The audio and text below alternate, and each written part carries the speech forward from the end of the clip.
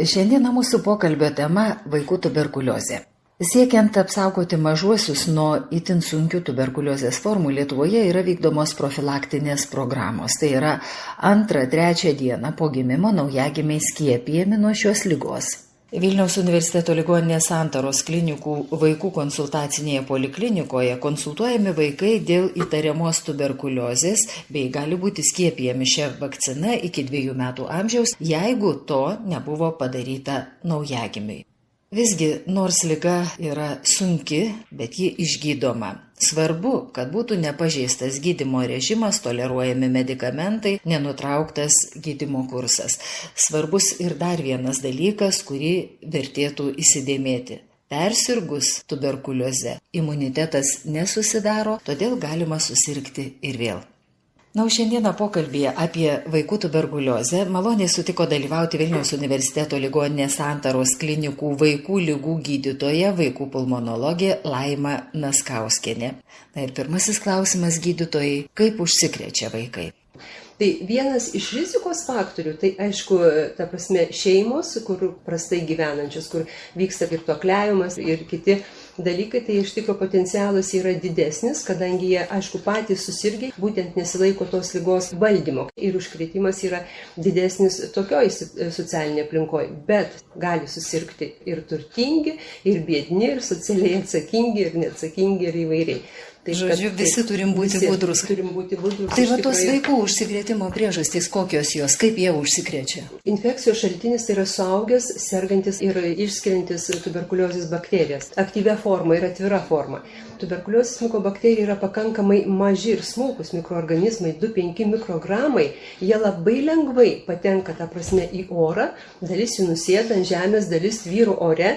Ir jeigu turim ligonį, kaip visą laiką sakau, suaugusi ligonį sergantį atvirą formą, kadangi čiaudint, kosint, kalbant, skrepliuojant ir panašiai, jis tą mikobakterijų tą kiekį išskiria į orą ir šalia esantis žmogus visą laiką turi tikimybę įkvėpti ir užsikrėsti tą tuberkuliozės mikobakteriją. Bet ar yra kažkoks atstumas, ar yra kažkoks laiko limitas, per kiek juk gali susidurti, bet kur žmogus, sakykime, ne tik šeimoje, autobuse važiuoja, kurį laiką galbūt kažkas kosti. Tai vad, kiek imlus vaikai ir kiek tos mikobakterijos yra gyvybingos. Vaikai yra imlesni vien todėl, kad jų yra imuninis statusas pakankamai dar jautrus, imunitetas nėra pilnai susiformavęs, vėlgi tai imant, ar tai yra kūdikiai, ar vyresni vaikai, ar jau paaugliai ir panašiai, bet jie turi tokią tendenciją, kad jie imlesni ir užsikrėsti gali greičiau. Yra tam tikri rizikos faktoriai, kur iš tikrųjų užsikrėtimo galimybė yra labai didelė. Kaip visą laiką sakau, tai jeigu sergantis žmogus ir kontaktas yra su juo artimas, tai yra uždaros patalpos, maža kvadratūra, blogai vėdinamos patalpos ir panašiai. Ir būtent tokiuose situacijose, tai aišku, tikimybė yra labai didelė. Iš kontaktinių šeimų tai vaikai užsikrečia 40-60%. Praeitais metais mes turėjom 11 tuberkuliozės atvejų. Kalbu apie Vilniaus miestą ir apskritį, mūsų vaikų ligoninę. Iš 11 buvo 7 būtent kontaktai šeimoje. Tai 70% visgi yra kontaktas šeimoje. Tai visa kita, ką jūs šnekėjot, kad ir troleibuse, viešam transporte ir panašiai, tai pakankamai nėra didelė rizika, kadangi kontaktas trumpalaikis, ore tvyrančios bakterijos, jos greitai išsisklaido, ypatingai jeigu kaip šiandieną saulė, tai ultravioletiniuose spinduliuose ir žūsta labai greitai ir tikimybė tikrai yra pakankamai maža. Vaikų yra grupė rizikos faktorių, būtent viena, kaip ir sakiau, tai yra kontaktas su sergančiu tuberkuliozė, bet vaikai, kurių tas imuninis statusas yra pakankamai silpnas, dažnai sergantys kvėpavimo takų ligom, jeigu vaikai turi lėtinių ligų, cukrinį diabetą ir kitas ligos, kur iš tikrųjų imunitetas yra pakankamai silpnas. Tuo labiau, jeigu vaikai yra su imunosupresiniu statusu. Gaunantis, medikamentus, kurie tumoro nekrozinio faktorius, inhibitoriai, kortikosteroidai prie tam tikrų ligų lėtinių vartojami. Dabar paplitusi biologinė terapija, kur irgi yra šiek tiek imunosupresija to gydymo metu, tai tikimybė jų yra užsikrėsti tikrai didesnė negu eilinių vaikų. Ir aišku, šalia lieka socialinės rizikos, šeimos, prastos mitybos vaikai, vėlgi čia tikriausiai po socialinės rizikos pakišti vėliavą galima ir aišku, živ infekuoti. O įgimta tuberkuliozė Įgimta tuberkuliozė per dešimtmetį, kiek žinau, mes Vilniaus ligoninėje tikrai neturėjom tokio dalyko, bet įgimta tuberkuliozė galima.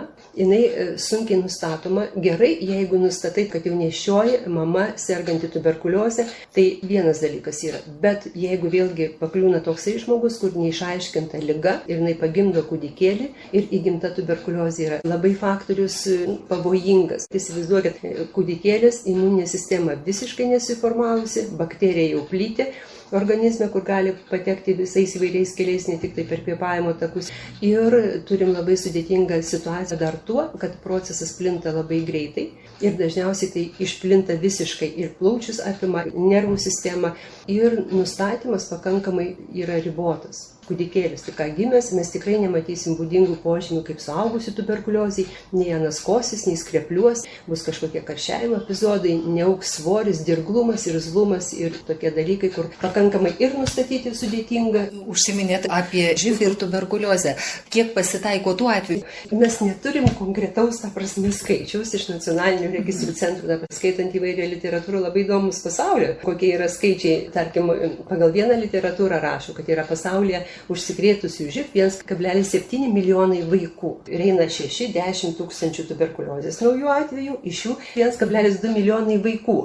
Ir šalia živ infekuoti 1,7 milijonai vaikų. Bet labai įdomus skaičiai yra, tarkim, jeigu per metus vėlgi pasaulyje miršta 215 tūkstančių jaunesnių negu 15 metų amžiaus vaikų sergančių tuberkuliozę, tai 20 tūkstančių, tai sudaro 15%, jie buvę užsikrėtę živ infekciją. Tai va tie skaičiai pakankamai tokie įspūdingi. Dabar Lietuvoje turim tokių skaičių, tai praeitais metais tikriausiai turėjom pirmą atvejį ant visos Lietuvos, mūsų ligoninė buvo pacientas, mergaitė su živ infekcija, AIDS jau ir tuberkuliozė šalia. Aišku, dabar gydymas tebesitęs jau persikėlė į šitus metus, nes gydymas 8-9 mėnesiai ir dar ne viskas baigta. Iki 15 metų vaikams diagnozuoti tuberkuliozę yra labai sunku. Tai kokios priežastys ir kokiu būdu yra diagnozuojama tuberkuliozė? Nuo 5 iki 10 metų pagal vaiko imuninę sistemą yra toks lengvesnis periodas, kai užsikrėtimas yra mažiau tikėtinas ir pagal organizmo imuniteto atsistatymą jis yra pakankamai saugu. Nuo 10 metų jau vėl mes turim tokį padaugėjimą, kadangi ta prasme hormoninis persiskirstymas ir panašiai, tai iš tikro užsikrečiama lengviau ir formų yra įvairių. Dabar vėlgi nuo 10, ypatingai 15-17 metų paaugliai jau turės tuberkuliozės išraišką tokią kaip suaugus. Nes šiek tiek suaugusi ir vaikai iš tikrųjų skiriasi pagal imuninį atsaką, pagal amžiaus grupės ir panašiai. Tiem paaugliam jau mes turim suaugusių formas, ta prasme ir išraiška ligos. Tai bus karščiavimas, bus kosulys, bus skrepliavimas, bus atsikosimas krauju, skausmai krūtinės ląstoj, kūno svorio kritimas ir panašiai. Ir rentgenologiniai pakitimai jau lygiai taip pat kaip suaugusi. Mes matome ir uždegiminius židinius, ir kavernas susidariusius ir taip toliau. Iki 10 metų, ypač nuo 5 iki 10 metų tam periode, klinika labai būna silpna ir labai neišraiškinga. Nei tas vaikas karščiuoja, nei jisai ten per daug koso. Pagrinde būna, kaip aš sakau, tokio pavargimo klinika. Jie pasidaro tokie nelinksmi vaikai. Bet vėlgi, kaip įvardinti tą vaiką taip, kad jis yra nelinksmas? Tai aišku, jiem greičiausiai pas mus siunčia tuomet, kai pastebi, kad užsitęsęs būna temperatūros pakilimas. Tokios neaukštos temperatūros, su febrilios, bet jis laikosi keletą savaičių. Lyg tai iš niekur nieko. Lyg tai kažkokie pakosimai lengvi keletą savaičių. Vaiko apetitas sumažėja. Nustoja valgyti. Prastai jaučiasi. Bet tokios kaip ligos išraiškos tikrai nėra. Ir radiologiškai, va tokio amžiaus nuo 5 iki 10 metų nelabai informatyviai yra plaučių rentgenograma, nes vėlgi pagal amžių dažniausiai tai susidūrus su tuberkuliozės bakterija tokio amžiaus vaikams pažeidžiami tarpuplaučio limfmazgiai. Tai iš tikro radiologiškai nelabai ką matom, bet mes turim puikų dalyką, tai plaučių kompiuterinė tomograma kaip ištyrimui ir tas viskas labai pasitvirtina.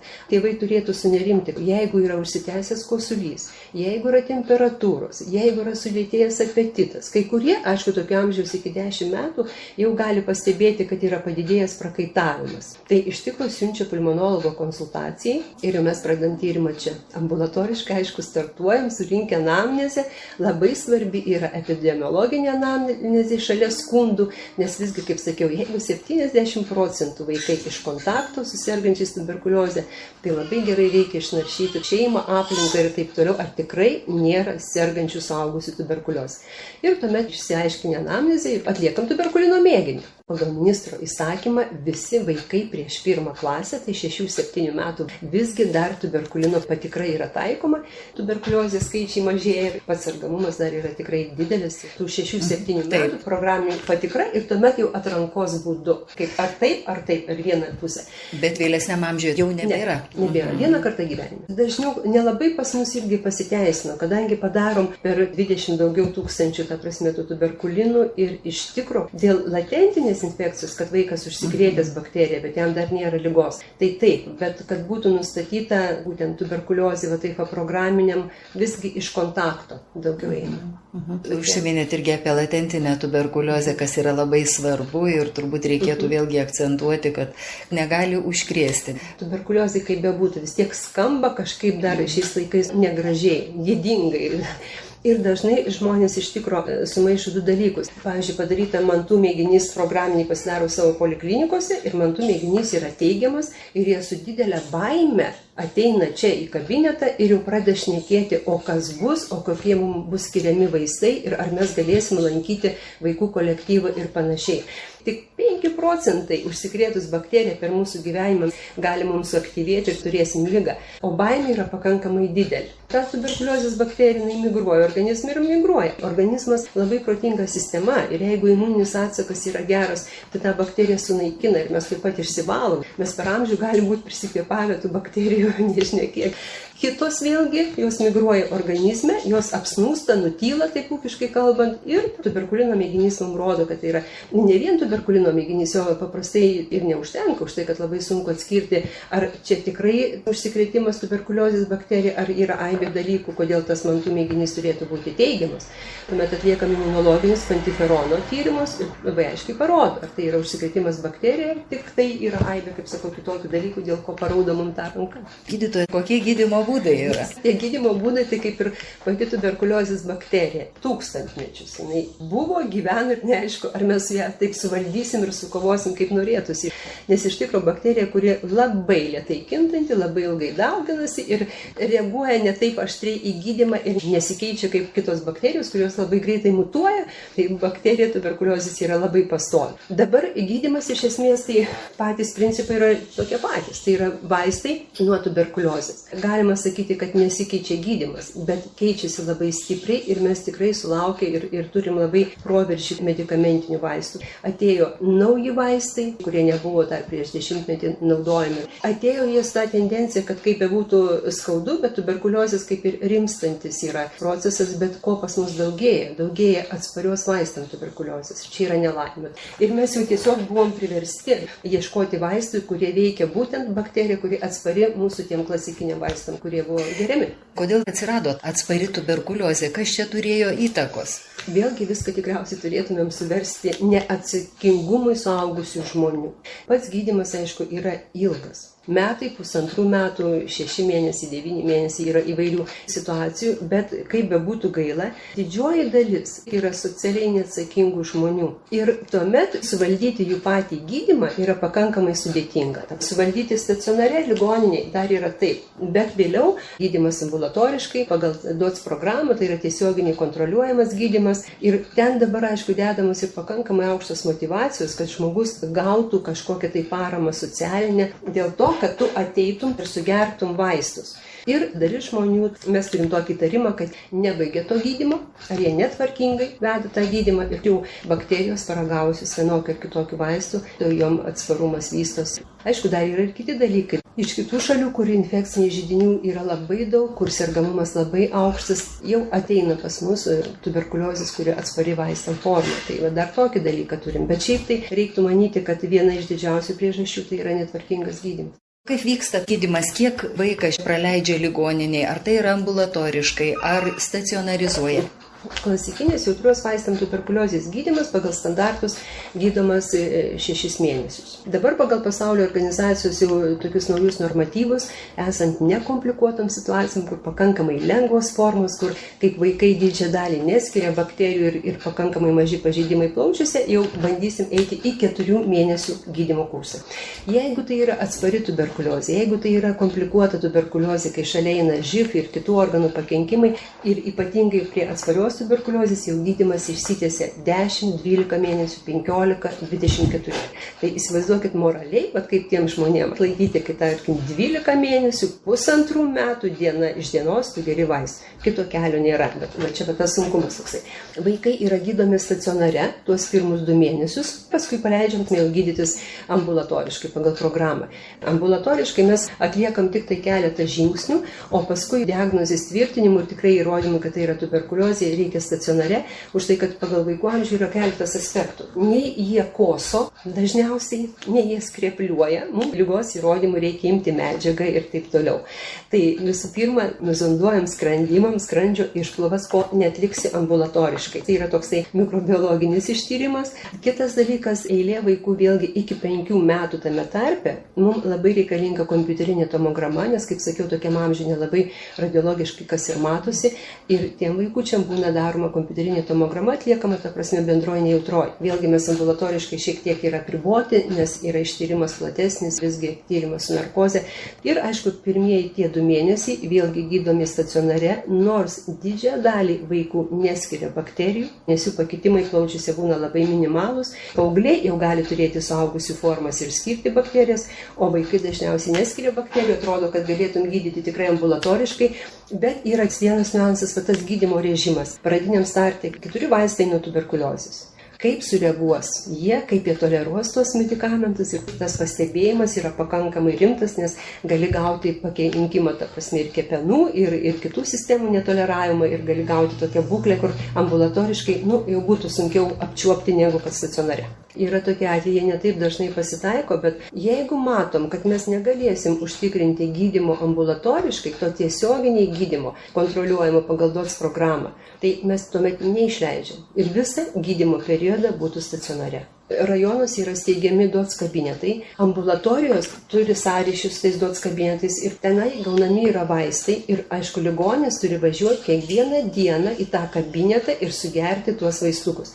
Turėjom didelę problemą pradžioj, jeigu tai yra vaikas iš kaimo, kuriam netgi iki ambulatorijos nuvažiuoti 10-15 km, tėvai būna pakankamai socialiai pažeidus. Ir jie sako, mes neturėsim nei laiko, nei pinigų, nei išvis, kas vežios.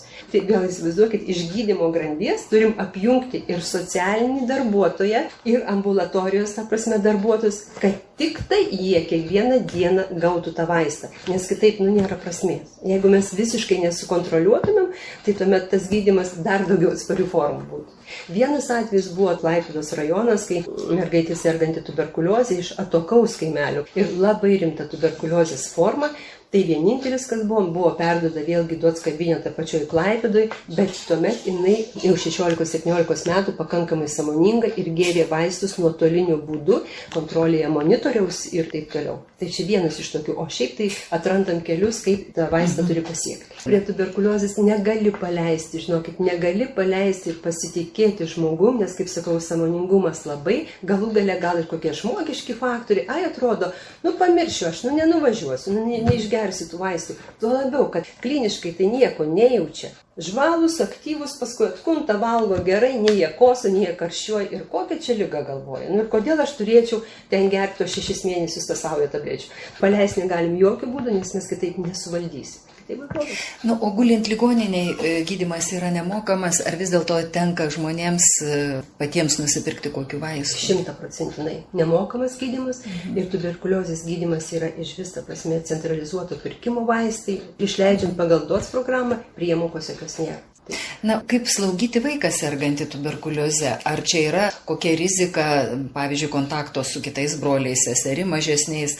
Taip, tai ta rizika tokia yra, tai visų pirma užtikrinti ir izoliuoti tam tikram laikui, kol mes įsitikinom, kad tikrai neskiria bakterijų, nes tik tai viena rizika, kad neužkrėstum savo bendramžių, šeimos narių ir panašiai. Bet kaip sakiau, labai mažas procentas vaikų, kurie skiria bakterijas. Tarkim, iš praeitų metų tų 11 vaikų mes turėjom tik 3 vaikus, 3, kaip čia pasakius, 3 ir beveik 30%. Bet tai buvo paaugliai, kurie skiria bakterijas. Tai aišku, ta izoliacija ir sutampa su tuo, kad tu tuos 2 mėnesius praleidi ligoniniai ir paskui būna patikra ir jeigu bakterijų neskiria, ten įrodoma visais metodais ir mikroskopija, ir pasėlių augimas, mes jį drąsiai išleidžiame į visuomenę, viskas yra gerai. Svarbiausia, ko mes norim, tai kad vaikas, kaip sakau, būtų gerai pavalgęs ir išsimiegojęs. Didinti kaloražą, didinti maisto apimtį ir taip toliau, nes tai yra labai svarbu pačiam organizmui, kaip sukovoti su bakterija. O šiaip grynas oras, aišku, ir miegas. Ir turbūt būtų paskutinis klausimas, kad gydytoja, jūs vieną iš mitų paminėjot jau pokalbio pradžioje, vis dėlto, kokius dar mitus norėtumėt paneigti, kurie yra labai gajūs ir kurie turbūt trukdo pasiekti tų gerų rezultatų, kalbant apie tuberkuliozę? Vienas iš tų mitų ir yra, kad susirga tik tai asocialūs žmonės ir panašiai, tikrai įvairių sluoksnių socialinių serga. Dabar kitas mitas, kad tai vėlgi kažkokia gėdinga liga. Kodėl jinai gėdinga? Tai yra infekcinė liga. Ir bet štamas vėlgi matyt eina link to, kad reiškia, kad tu buvai kažkoks tai nepavalgęs, neprižiūrėtas ir panašiai, kad tu susirgai tuberkuliozę. Vėl grįžtam į tą pradinį tokį socialinį matyt. Daugiau tokių mitų, kad tuberkuliozę tai galima išgydyti naminiam priemonėm ir ten barsuko taukais. Nėra to dalyko. Yra tikrai vaistai, kurie veikia tik tai konkrečiai tą bakteriją. Ir dar vienas iš mitų, gal ne mitų, daugiau tokių baimių, kad tarkim, jeigu vaikas užsikrėtęs tuberkuliozės bakteriją, ypač kalbant apie tą latentinę bakteriją, ir jiem tuomet baimė, ką pasakys darželį, ar mes galime eiti į mokyklą, į darželį, ką pasakys ir panašiai. Vėlgi, kaip sakau, užsikrėtimas bakterija dar yra ne liga ir mes neskiriam tuo metu tų bakterijų ir tikrai nesam pavojingi aplinkai. Matyt, vieno to žodžio tuberkuliozė jau jiem kažkaip sunerimsta žmonės.